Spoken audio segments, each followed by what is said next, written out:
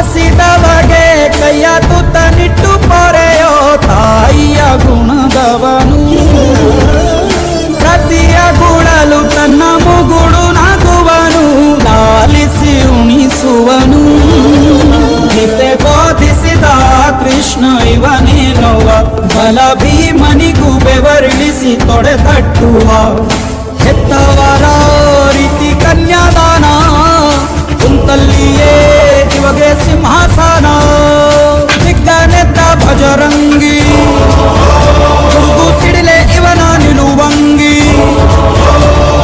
ಗಂಡೆ ಧ್ಯೇಯ ನ್ಯಾಯ ಗಂಡ ಬೇರುಂಡನ